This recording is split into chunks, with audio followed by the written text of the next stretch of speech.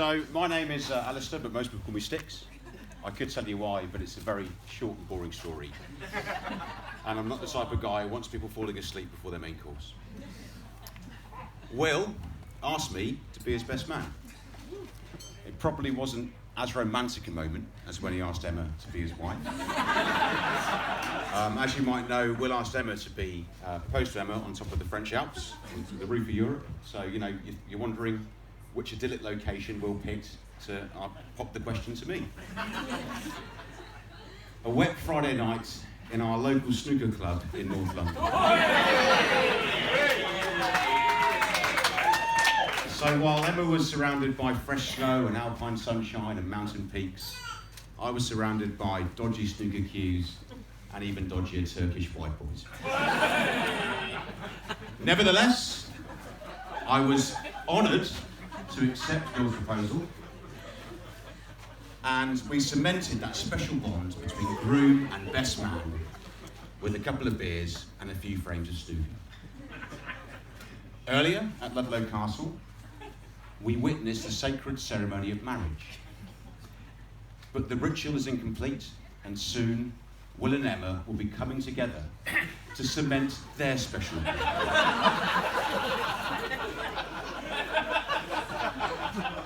We can only hope, when that crucial moment arrives, Will's cueing action is a lot straighter than theirs.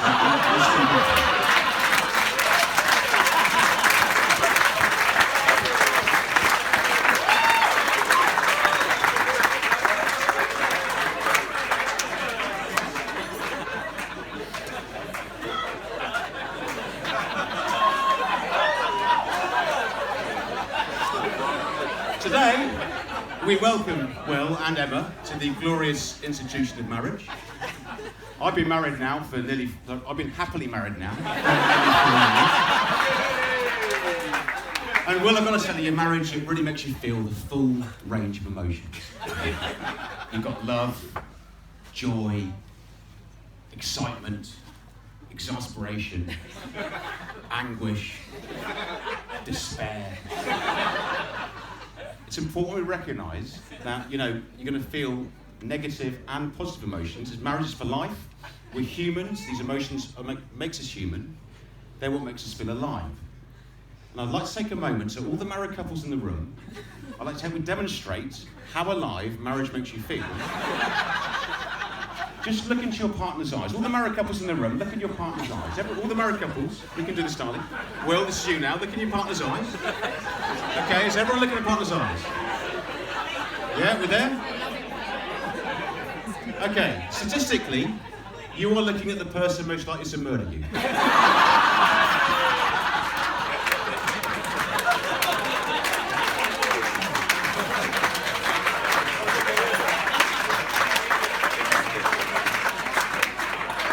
And as the late Formula One world champion James Hunt said, you never feel so alive when living close to death. That wasn't the toast, by the way. Okay, so Will and I have known each other for many years. Okay, as a teenager, I spent a lot of nights in the room above the garage when he came in over there, above the room of the garage. You know, all Will's friends did. We were really creative. It was known as Above Will's Garage. So, you know, where are we going after the pub tonight? Oh, Above Will's Garage. Where are we going to Above Will's Garage? Oh, you know, we got into all the normal things that teenage boys do when they're relaxing at night. Risky. Playing computer games, beating each other at cards, games of table tennis, watching films, listening to music.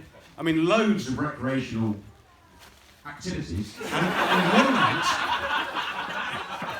one night we're about 16, and a few of us sat there having a few drinks when Will produced a pair of hair clippers, and we all decided to get new haircuts. So at the time, and it was the mid-90s, I had a magnificent pair of curtains. And so I asked Will to give me a grade 1 undercut. So it's basically shaving all up round back here so my lovely luxuriant hair could sit over my shell scalp. Tom Hall's here today. Tom was there as well. I think, Tom, you got something pretty outrageous. I can't remember what it was, but it was, yeah, it's you. I can't remember. Yeah. I mean, John Griffiths from St Bliss, he got a Mohican.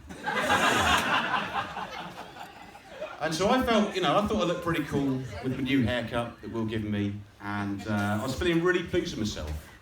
Until the next day, I got home and got the bollocking of a lifetime from my mum. Now, my mum said today, Mary, you have a good wave, Mary? Yeah, there's Mary, yeah. Yeah, she's smiling now. Believe me, she wasn't smiling then. So you might be thinking, well, I'm getting this massive bollocking at home, like, what's happening to young Will? Well, when it came to haircuts, even back then, Will was keeping things pretty tight. So while the rest of us got undercuts and Mohicans and whatever, Will got pretty much his normal haircut. Which demonstrates my main point here today, is that, Will, he's always thinking 2 steps ahead. He's always got a plan. Although I found that the last 2 days, he's not quite that good at executing the plan. But, Will, he's very good at maintaining his reputation in front of the right people. Will, he's that kind of guy your parents will say, oh, that Will here, he's such a nice, polite young man. He's such a nice, polite young man. So it makes it hard for me to stand here in front of you and tell you all these stories about the times when Will Judgins let him down. Because when I think back to them, I'm there as well, and like the hair clippers thing, I come out of it worse. So I thought instead I'd just talk about some important areas of Will's life, and hopefully well, many of you know my judgment lets me down on numerous occasions, and hopefully by the time you're eating your main course, it won't let me down again. But we'll see where we get to. So Will's a keen sportsman. If you can drive it, hit it, kick it, play with it, you'll find Will in there putting a hard shift.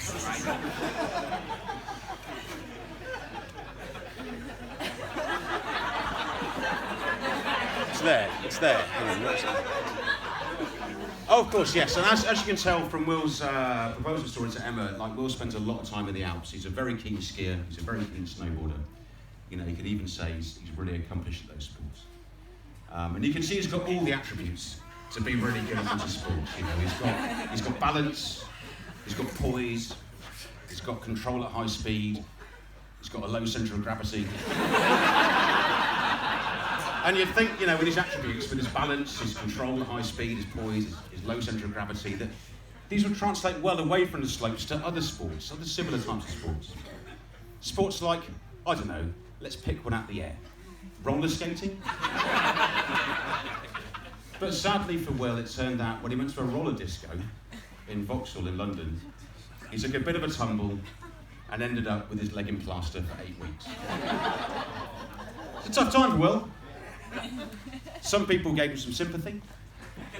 A lot of people gave him a lot of stick. But in the end, it came down to that one simple question: what the hell were you doing at a roller disco in the first place?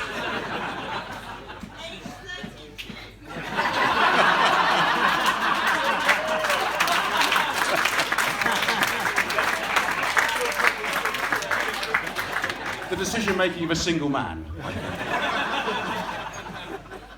So we've identified a gap in Will's sporting talent, but at least he could always fall back on his people skills.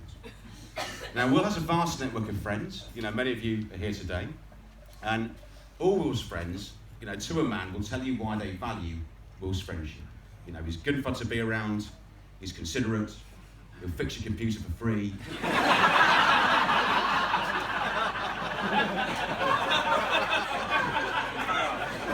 But most of all, Will has impeccable ethics. Will's the kind of guy, if he was in a situation where he'd been caught speeding in Mexico by a Mexican traffic policeman, he wouldn't just try and bribe his way out of the situation. Now, hang on, that's exactly the kind of guy he is. He bribed his way out of the situation. And it actually didn't happen once, but it happened twice. Very expensive week for Will. The second time deserves closer analysis. The second time, now Will's more experienced in these matters than me, so he'll tell you that when you're paying off a corrupt official in Mexico, the money shouldn't be seen to be changing hands. You must put the money somewhere for the officials to pick up. So Will had been caught, doing a minor traffic violation by a Mexican police on a motorbike. And so we went around the corner to pay this guy off. And, Will's people skills, he read the situation beautifully. And the guy gestured towards the pannier bags in the back of his motorbike.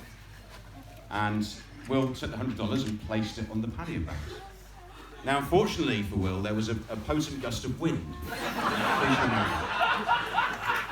which blew the money down the street.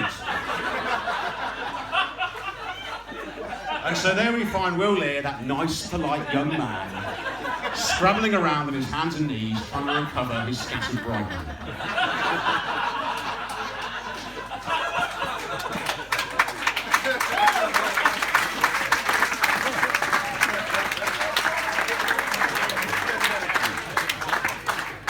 Okay, so I realise I'm the one thing standing in the union main course. So I just want to finish by just saying how amazing the old mill house looks today.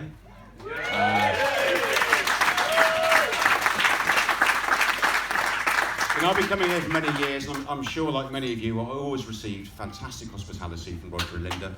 And once again today, they are fantastic hosts.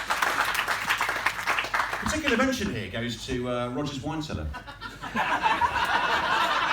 Roger always serves terrific wines, and I'm sure many of you enjoyed them over the years. And today, once again today, we've got this fantastic champagne that Roger's provided. Roger, he watched his son Will grow up with a similar passion for the grape. And so whenever he went on holiday, he knew temptation would be too much for Will. And the door to that wine cellar, that was locked up tight. No getting in. And it was funny, because when you come around here when you're younger, you always knew when Roger and Linda were on holiday. Because you come in the driveway and the sound of Roger tinkering with a vintage car would be missing from the barn.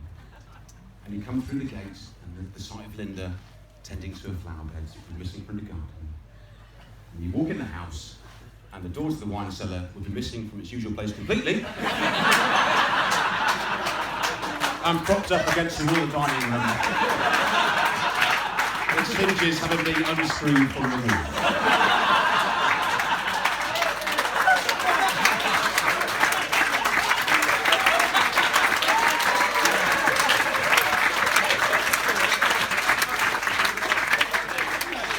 And there you find Will, sitting in the conservatory with a screwdriver, a corkscrew, and a bottle of claret. Saying, Dad's got loads of these ones. I don't think he'll miss a couple.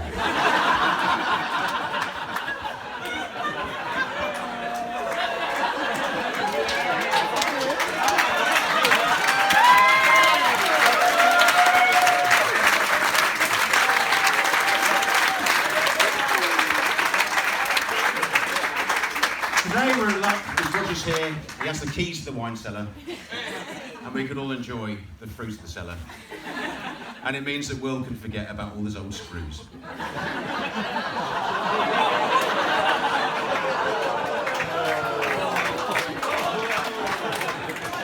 Anyway, as I say, seriously, when Will met Emma, he was so made up, and I see him now, he's so happy. I know and it's been great getting to know Emma and the neighbours of ours in North London. It's really fun. I'm just really happy for Will and Emma. So I'd like to raise a toast to Will and Emma.